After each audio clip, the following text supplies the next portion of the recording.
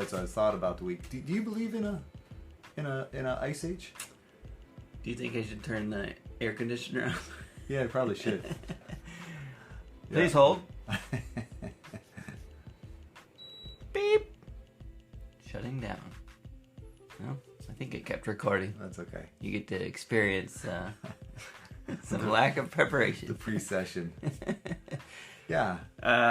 You mentioned Ice Age, and I thought, oh, we forgot to turn the air conditioner on. Exactly. Do I believe there is an Ice Age? Yeah.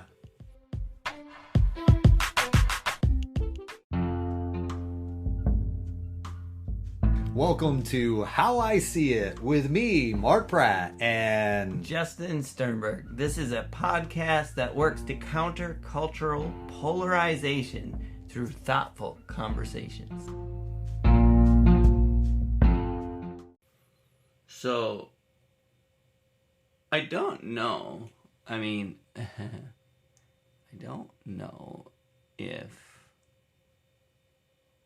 Okay, this gets to a bigger thought / question. Yeah. Which is, can God create something to look like it was something? Sure. Like, this is a discussion I had with a friend recently, and, talking about creationism and science, Big Bang, evolution, etc., right? Right. And so often we get stuck in kind of the Christian world of saying the earth can only be 10,000 years old or whatever, because the timelines have to fit our perception of what the Bible's saying about creation. Right. So my question has always been, why can't God create an 8 million year old earth like that? Right. With an ice age in the history as well.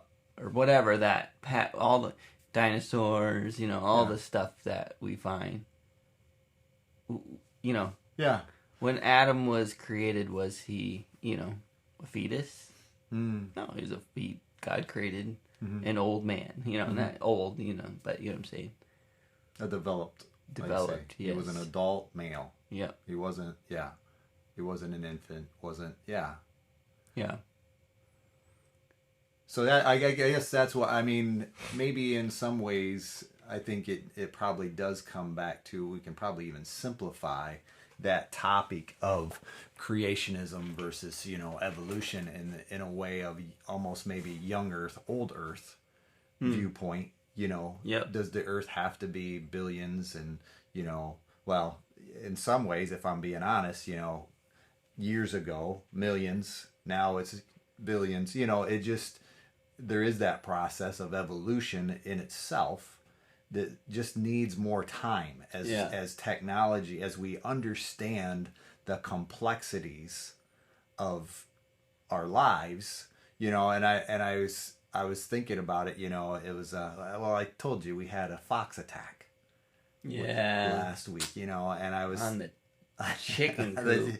It hit the chicken coop, yeah. And they got 3 of them? No, it lost 2.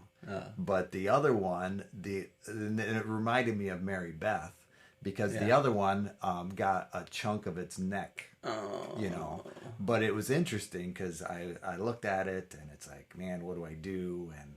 And, and Mary Beth's podcast, our body has a way of, if you give it what it needs, it heals itself. And, and that night, Lizzie and I got together and, we stitched that chicken's neck up, with some dental floss and, a needle. And it's like, I've been watching this process of that chicken recover. Wow. And it's like, yeah, okay, from my perspective, that's that God-given healing. And yet I would recognize, there's this, and it's neat for me because I can understand from the chickens, as I look at the chickens, I can understand how evolutionists would put, birds and reptiles together, because when I look at that chicken, it's like their feet are almost like scales, like a reptile. Yeah. But they have feathers like a bird, and I can understand how, to make sense of that evolutionary dynamic, well, these two things happened at the same time. And yet I still see it personally as an aspect of all of the creativity, can go into, the creation. And so therefore, this animal has characteristics of this animal, and we have characteristics of some animals even, just because of that, what I would call the creation process. And, for me personally, I just struggle with the complexity that we have as male female to be an evolutionary process. As far as, from me, the aspect of creation makes more sense from a male female dynamic, that God created them in the beginning, male and female. So therefore, we have this, wonderful way to be able to relate to one another, physically, emotionally, spiritually, sexually, all of that, because it was all part of a design, and it wasn't just something that, worked itself out. Yeah. Or, it's like, from my perspective, how many quote unquote males and females had to die off before there was this combination that came together that actually worked, in such a way that said, okay, yeah, this is male and this is female, from all aspects of our human bodies, that kind of thing. But yeah, I guess that's why I wrestle with that, because I've honestly talked with, I remember a lot of discussions with, and people far more intelligent than I by far, who would say, yeah, I believe in some ways there can be old earth characteristics, and I valued those opinions, but I'm kind of more like you, the fact that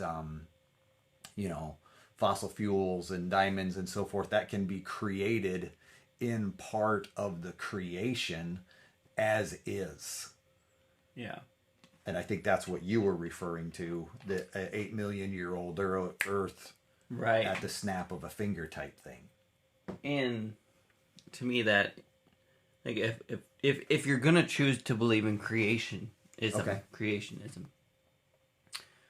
you have to believe in a being so powerful, so ginormous. No matter what level of creation you believe, if you believe it was designed and created by a creator, whether he created it 1 kajillion years ago and set it in motion, and it was like the watch pieces in a box that you shook around for 8 kajillion years and eventually formed into a watch, or you believe that he created it all just like that. The ginormity of this being that you believe in, yes, is capable of anything, right? Like, especially from our feeble brains. I hear you.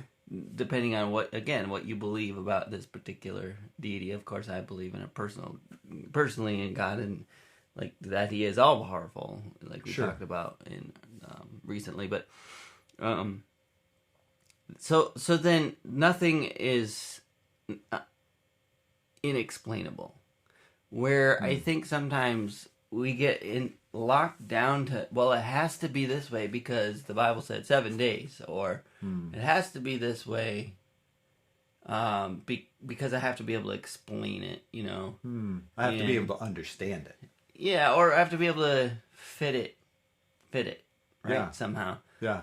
And again, I just think, why didn't, because I think He did. Why didn't He create this, world that is 8 million years old with all the patterns and all?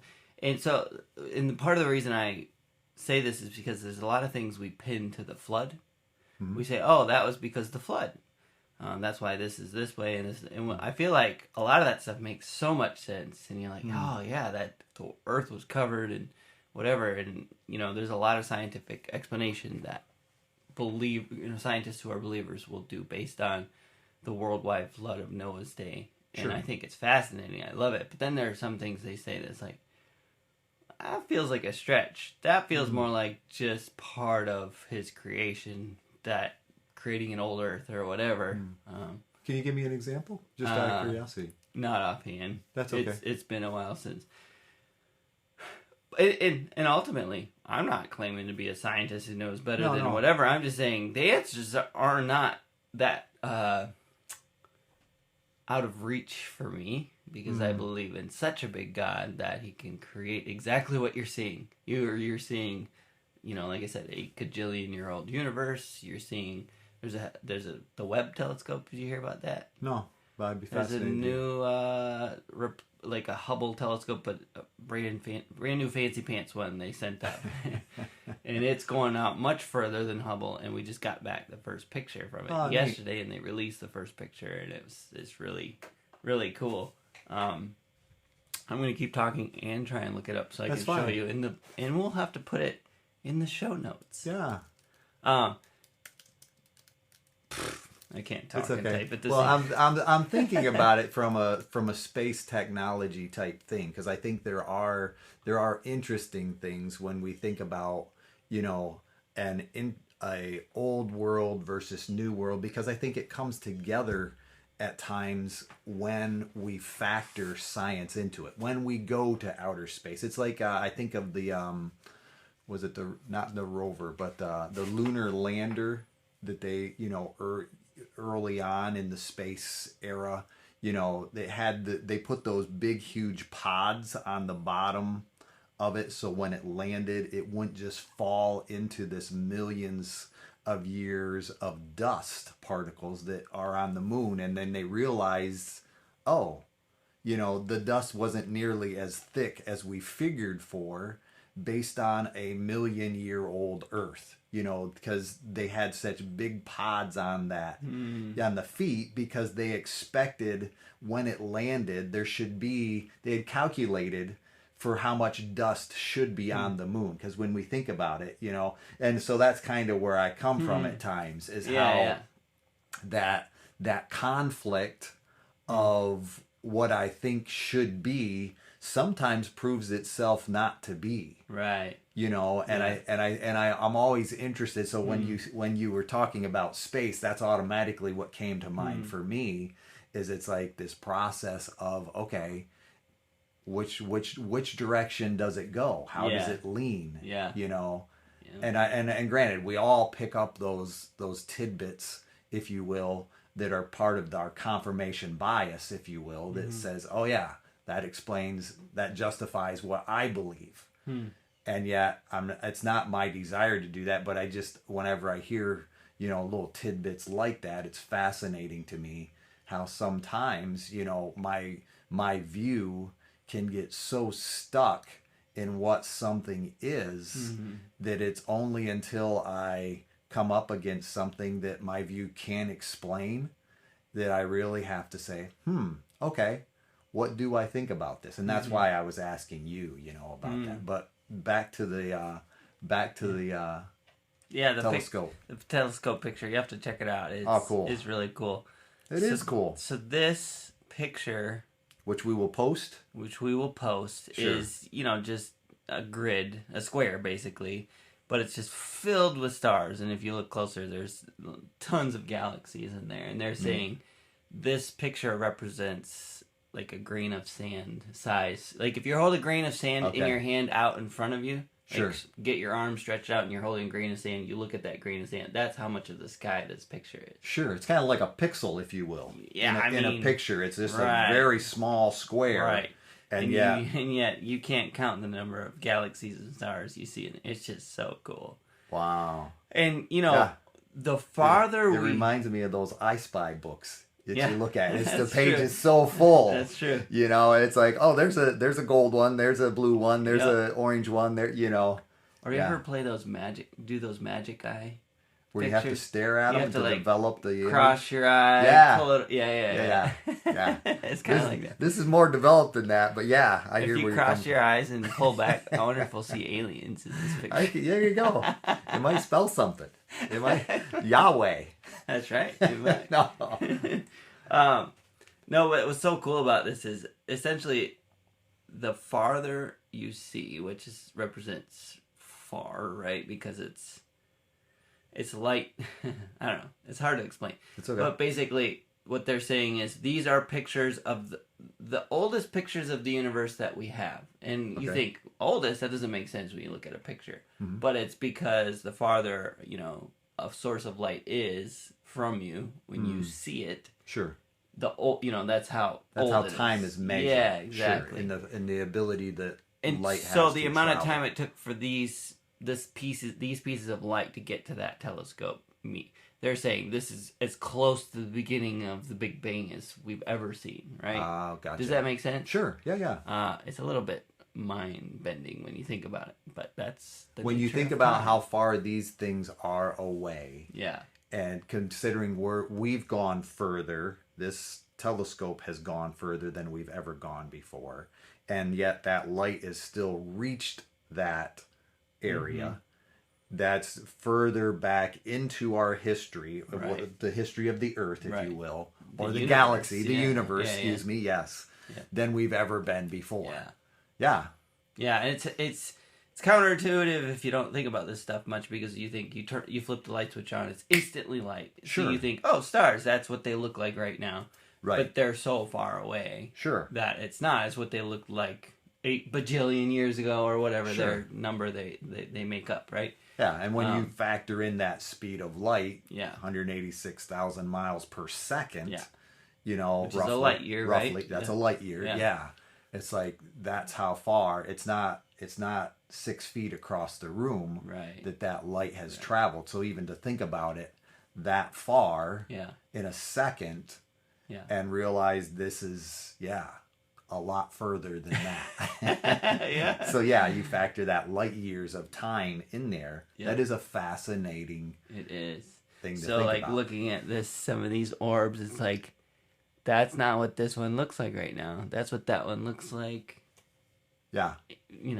I don't know, whatever number. A long time ago. In reality, some of these might not even be. Right, exactly. Is the reality of it by the time the light traveled that far. Yep. But that's how it was at that point when the light was emitted. Yeah. Yes. Here's one of the... It says, this image shows the galaxy cluster SMACS 0723 as it appeared 4.6 billion years ago, with many more galaxies in front of and behind the cluster. And this is, like I said, this is the first picture they've released. But they're saying 4.6 billion years ago. Yeah. Right? That's what these are old pictures, Yeah. Or so it would say. Yeah. Yes. Yes, exactly. And I think that's where we run into... I think that becomes the frustration on both sides at times, is purported as fact. Right. You follow me? And it's like, well, is there a possibility? And I don't want to minimize personal relationship, but I think from a theoretical standpoint, I do like what other people have done with intelligent design. Mm-hmm. You follow me? I'm not saying that God isn't personal and desiring, but I think as a theory for educational purposes, intelligent design needs to be a part of that discussion, versus just saying, no, it's this way. It's an equally viable faith as what's being taught. Sure. Right? Because we cannot prove so much of what is taught as fact. Yes. Right? It's all theoretical. It's science, which is great. Right. But like you said, the intelligent design is equally viable. Yes. It explains things. And, we would argue way better, right? It explains things much more easily when you go, how can this be? Well, it was created by a being beyond your imagination who is intelligent and designed it to be exactly like this. Exactly. To the minute detail, to the quark detail and beyond. Right. That's how. Yeah. And it's much simpler when you can go, oh yeah, okay, so it's just designed that way. That actually explains so much. Right. That it was designed that way. As opposed to, well, somehow it just stuck all the parts of a watch in a box. Yeah. And you started shaking it for 4.6 billion years plus. Yeah. And you open the box and look at that. There's a watch. It's created, you know. And not only is there a watch, but it's talking. It's a talking watch with a soul and a heart. It's a smartwatch. Right. It's a smartwatch. Smartwatch. Yeah. And so, if you refuse to believe in intelligent design, which is not even, you don't have to believe in deity to believe in intelligent design. Correct. You know, you don't have to believe in, I think, you know, once you get to a point of, from my perspective, understanding intelligent design, I think you have to ask that question, you know, what is the purpose of this creation? You don't have to. As a scientist, you don't have That's to. correct. Or I guess really as anybody. But yeah, you're right. That's the natural next step. It's like when I see these stars out there, what is the purpose? And I think that adds to the ginormity as you know, and yet still the relationship that this is created for us to be able to see in such a way that demonstrates a desire for relationship. Yeah. Yeah. And I you know, and unfortunately I think there is a connector to where, as we, you know, I'll say devalue relationship, you know, with technology and that kind of thing. And you know, it's like, if this is, was it 4 billion? 4 billion? 4.6 billion. You know, then I have to call, I think there's the other end of the spectrum. I have to call a bunch of things into question as far as what is my purpose? What is my value if I'm just in a box that got shook together? Do I have a purpose in that? Is there, you know, and I think that leads to other questions as far as, you know, just the value of our lives, in that, am I here for a reason, or am I just here as part of a biological process of the creation? I mean, excuse me, of evolution. You know, I'm just part of the steps to get to the next step, the next evolution, the next phase, you know, that kind of thing. Because I think if that's, I can understand a certain hopelessness that would go along with that. And I think that's where, that's sad for me sometimes when I think about that. And yeah.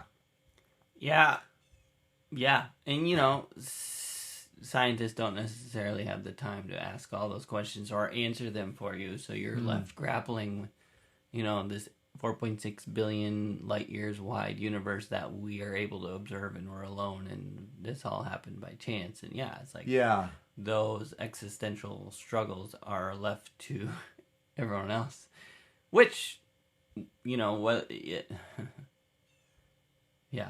I think you can struggle with some existential stuff, whether you believe in, you know, an intelligent design or not. But no doubt, I agree that we can struggle with purpose. You know, I think for me, you know, I think 4 fundamentals are those aspects of acceptance, identity, security, and purpose. You know, I think everybody, you know, has those 4 struggles to a certain degree. Where do I go for acceptance? Where do I go, you know, who am I? What is my identity? You know, where does security come from? What is the purpose of my life here? You know, what am I to do? That kind of thing. And I think everybody has that struggle. Yeah. But I think, you know, where you looked, where you look or have looked, you know, to find those things kind of helps develop who we are. Yeah, absolutely. And I think, you know, that factors into this, you know, the discussion, and maybe even moving back to the discussion a little more as far as, you know, creation versus the evolution, or the young earth versus the old earth. Because I think, you know, even in creation dynamics, you can have a young earth view or an old earth view, and that's where the questions come from.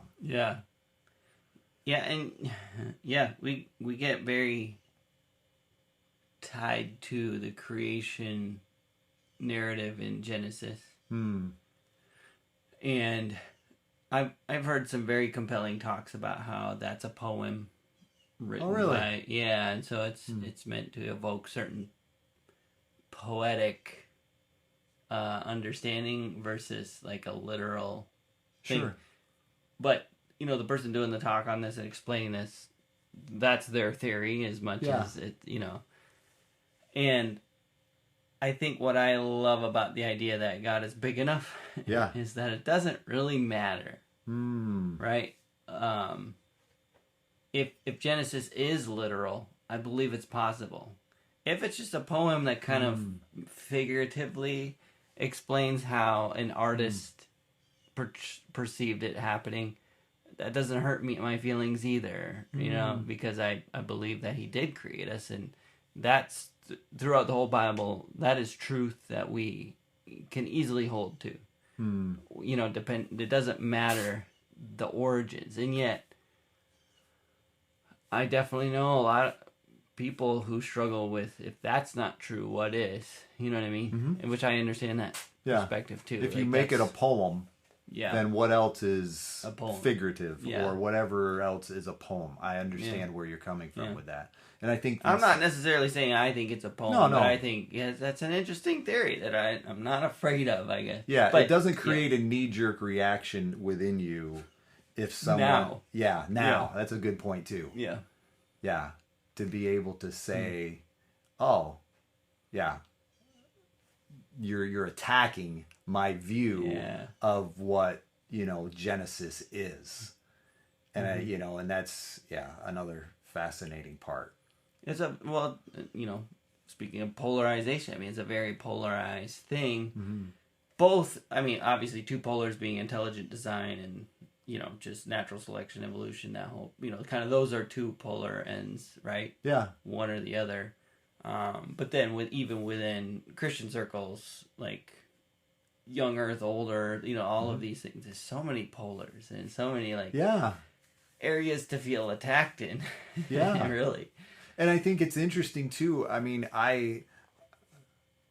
when we had our free will, podcast release, and it's interesting too. Even when I think about how God initially created the earth, and from my perspective, the intelligent design, it's like I do believe that based on what we have, there was I am a proponent of the canopy theory. That the earth was created with a water canopy around it that made it very much like a greenhouse.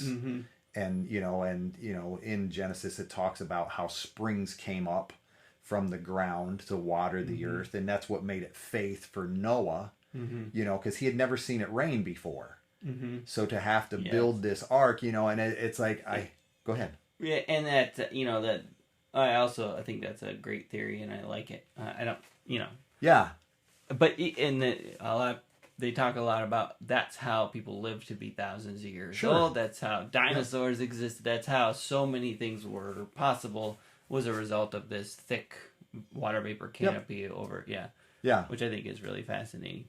And it was the source of the water from the flood, right? Like that. Yes, it provided the source. When Scripture refers to the windows of heaven opened up, that explains this canopy theory, and and that's why we have woolly mammoths at the North Pole with fruit leaves in their mouths and so forth, because of this whole greenhouse type dynamic. Now, do I hitch all my horses to that wagon? No, and but exactly. But at the same time, it does. When I think about how we still have these aquifers today, in and around, that are underneath, throughout the United States, that, that's where our source of water comes from still. Yeah. So it's not a stretch for me to think, that was, and the fact that, but I think about it from the aspect of even that was still part of the design, whether it was or whether it wasn't. God had a plan, whether that's how he did it, whether that's not how we did it.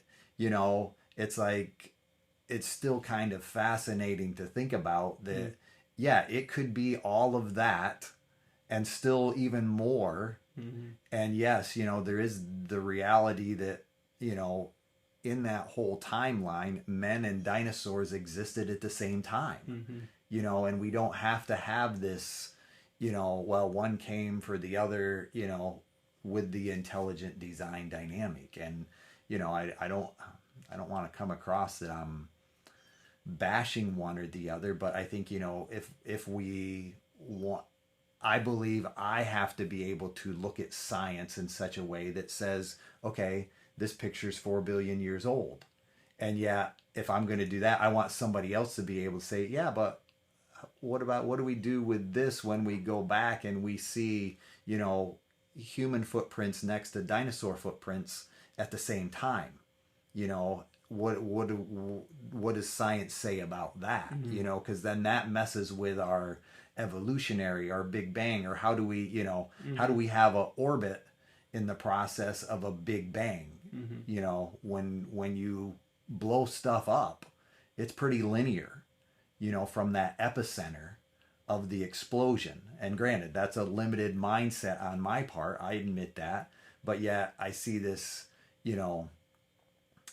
what's the process when something has a tremendous order and it becomes more chaotic entropy, I think. Yes. Yeah. It's something to that. There's laws that go with that process. Nothing gets more designed, constructed, it's clean, etc. It's a process of the chaos over time. And there's a dynamic name, I think, associated with that, but I'm not able to bring it up right at the moment. I think it's the law of entropy, right? I don't know. I'm Googling it right now. It could very well be. It sounds right. It sounds close. Intelligent. Which is close enough. Nope, I'm Googling it. We're going to find out right I leave the intelligent stuff to you. Second law of thermodynamics. Entropy is central. The second law, which states that the energy of isolated systems left to spontaneous... Pause. Spontaneous. Where'd it go? You're in charge of technology, my friend. We were reading the Google snippet, but it didn't have all of it. So we got the ellipse and we lost it. This is it, though. But yes, being able to recognize that, in the process of life, we don't see things getting more organized. And, I think that from that perspective becomes a difficult part for me to say, okay, time doesn't just make it all go away. Right. And the fact that we have to have more time and more time to explain some of these things just makes it less credible for me over time. Mm-hmm. Yeah. Even time is not if we're going to believe in a being who can have created this universe, then we also have to understand that time was a construct designed by him, completely malleable in his hands. Right? And again, going back to the Genesis thing where it says a day, I mean, there's lots of places in the Bible where it talks about a day being 1,000 years, and so, that's right. So then you can go, oh, well, if that's the case, then maybe this did happen millions of years before this, even in the Genesis account. Because I've heard this theory a lot, too, where it's like, no, actually it does represent that timeline you're talking about, even in the creation process. But whatever thing is true there, time is not a static thing that cannot be bent. We've even proven that, right? The theory of relative, by we, I mean Einstein. I didn't come up with this. We have not done that on this podcast. No, you don't go back. Don't search for the previous podcast where we. But as humans, yes. Maybe one day, but not yet. As humans, we have proven that time is relative, and which is basically saying that it's malleable or whatever. So in the hands of a creator who can create something as vast as the universe, then making time fast. You think about like I think about like a DJ with his. Oh yeah, right, yeah, like the record, right, and it's like the they take a normal song, they speed it up for a minute, and they slow it down, right, and it's this whole idea of manipulating time for the sake of creativity, right? Yeah. Why can't that be part of this story? Where we have some time that looks like billions of years, and we have some time that looks like the dinosaur and human footprints are on the same plane or whatever, and time does answer it because time wasn't this static constant thing that we associate it with based on the small amount of time that we've experienced as a human race, right, where we understand it to have laws and certain distinctions, but even that again has been stretched and bent, and as relativity and these things have come up, and we go, wait a second, I don't think time is what we think it is. Yeah. I think it's a little more like this. It's a little more like that. It's like I think Yeah. And again, that for me, from a faith perspective, grants so much liberty to understanding a lot of the time-based, conversations in the Bible, or Okay. And from Genesis and kind of the timetables there, all the way to Revelations and the timetables there. And even the theological discussion of where do you go when you die? Do you go to a holding place called paradise, or do you go directly to go heaven, or do you go directly, to the judgment seat of Christ and just wait around for a couple thousand years till everyone shows up who's late, whatever. Right. Or is there, again, time is a construct that he created for our particular universe, and when we pass on, we're no longer bound by that construct. And therefore we are in the same place as everyone else at the judgment seat of Christ, and that's happening when you die, or like, what I'm saying? All of these things are completely viable when it comes to a God who doesn't care about what you think about time. Valid point. And I think that when we take on my view is right, then that becomes a difficult thing to hear.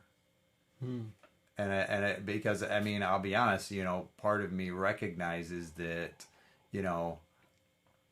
I don't think there's anything that science has discovered that we can't necessarily find. In other words, that when Solomon talks about nothing new under the sun, I think at times we have this part. I would dare say, thinking about it, when you part of your education, how many of us have seen that evolution of man? Sketch where you start off with a small monkey and you kind of Neanderthal man, and you kind of grow up, and and it's like, we've all been, I shouldn't say all, many of us have been exposed to that. And I think we bring that concept with us to a point of saying, okay, everybody that was before me was just dumb. You follow me? They were the that's a caveman way of thinking. And I think we still do that some anybody that's different from me thinks like remember the Geico, was it the Geico commercial that had the caveman? Yeah. So easy a caveman can do it. Exactly. Yeah, I think there's that process, that we take. We are not sponsored by Geico yet. We're open to sponsorship, but not yet. But at that point, I think we can take on that perspective that says, well, if you just think differently than me, you haven't gotten to the point that I have yet. And I think of, when I think of Solomon being every bit as educated, as intelligent as we are today. And from my perspective, I think in some cases we've lost intelligence, from a practical, even when I think of, someone like Jefferson, who, kept all of his documentation, for seasons and weather and, and patterns that were able to be discovered, to where, I just think sometimes we think too highly of ourselves compared to our forefathers in having stuff figured out. And I think the same can be true of the Bible, you know, and being able to say, how did Daniel, you know, figure these things out? How did he, you know, and the numbers, whether you believe that time can be manipulated or not, it's like what he said proves out in history that it was this segment of time, you know, that, you know, they were in exile, you know, and it just, that's what comes to mind when you think of time. And I think, you know, there is a order and a structure in it that is beneficial when we look back and say, okay, yeah, there is a plan, there is a purpose, and what that person predicted was also what actually happened in history. All the, if you will, all the prophecies of Jesus were fulfilled in his life, even though they happened so much longer ago. And I guess that's what I bring into this discussion, is the ability to say, God knows, whether I do or not.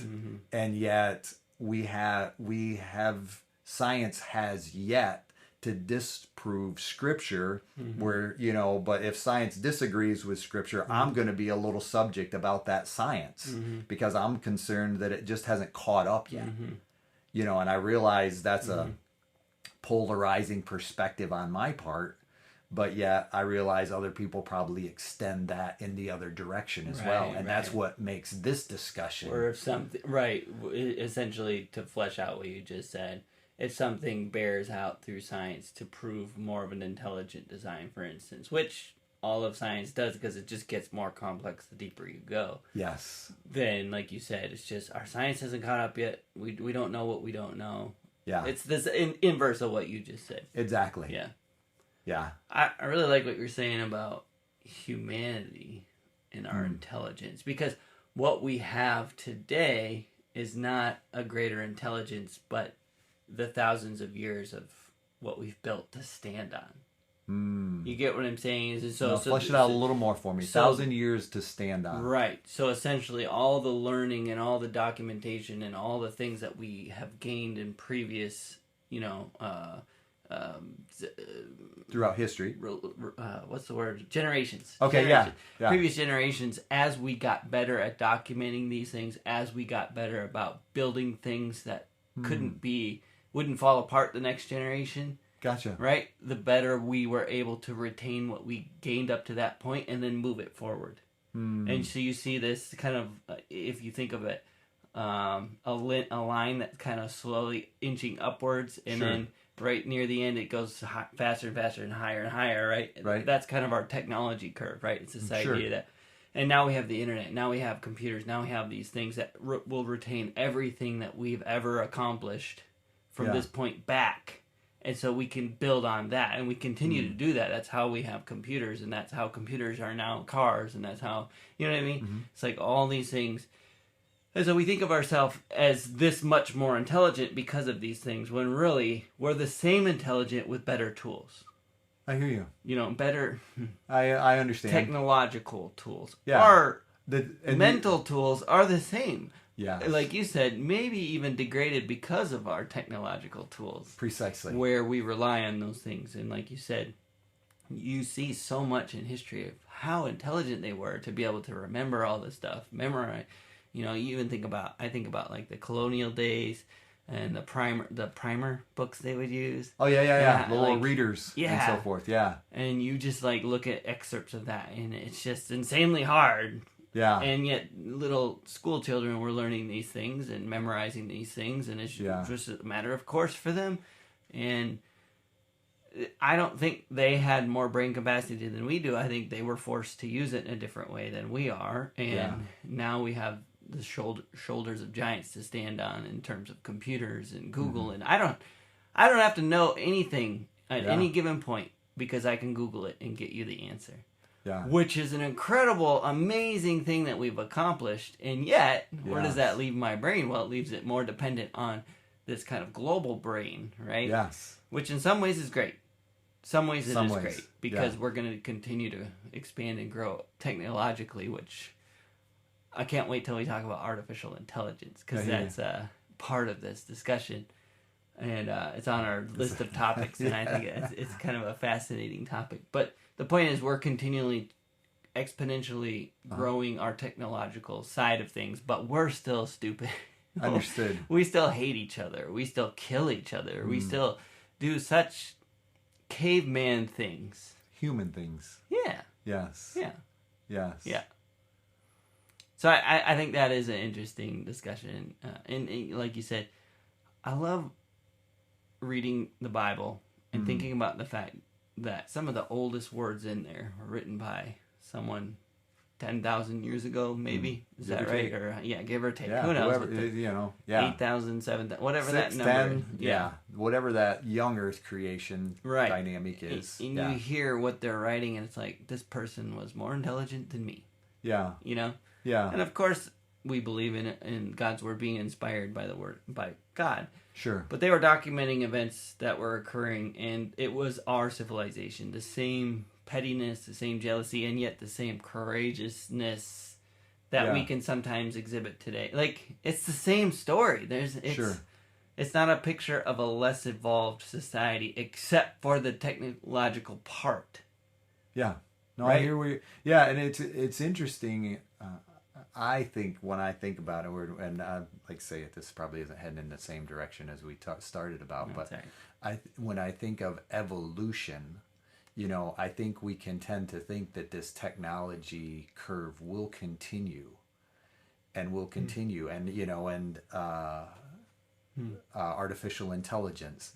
And yet there's a part of me that when I look back historically speaking, I think those not to the same degree technologically, but I think there have been societies, Roman society, that said, oh, we've come so far, and therefore we don't need God. We don't need these trappings, if you will, of creator and it's just that's kind of that other side of that spectrum. It makes me wonder, will there come a day when we won't be able to be, when technology may fail as well, and are we gonna be? And I'm like I say, I'm not a doom and gloomer, but it's something that I think about.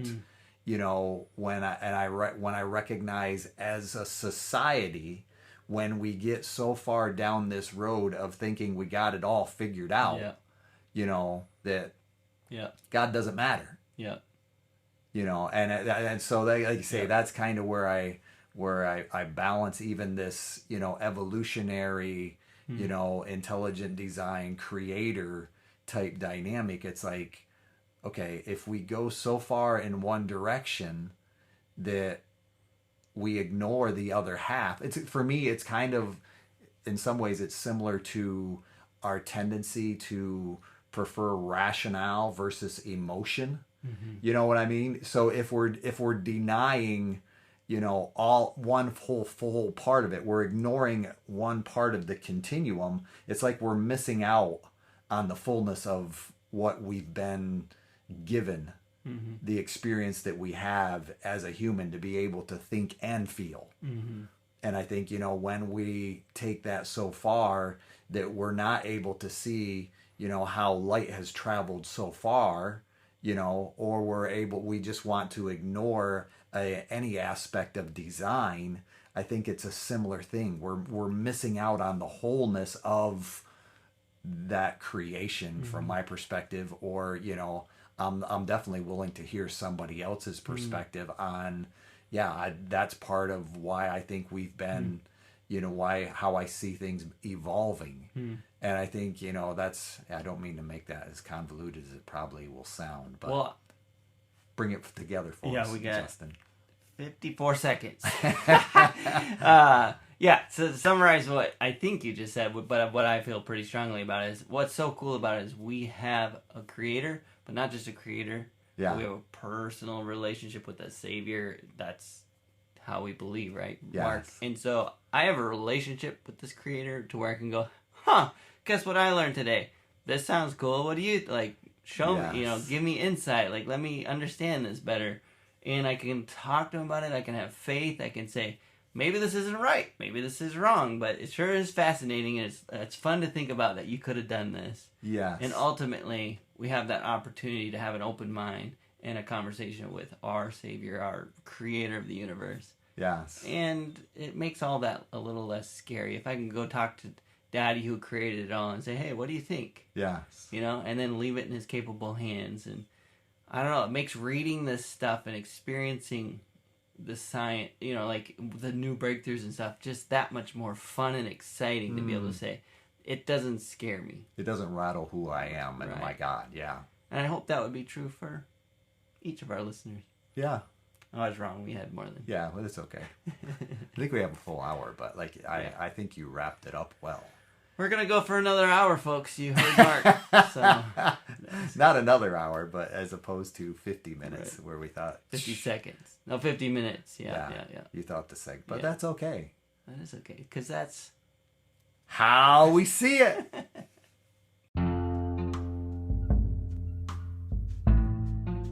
Hey, thank you for listening to our podcast. If you like How I See It, please do all the things that podcasts tell you to do. Subscribe, rate, review, follow us, and or talk nicely about us on social media. If you want to reach out, the email is us@howiseeit.click. Yep, I said .click, as in .click. Please tell your friends about this show, and we'll see you on the next one.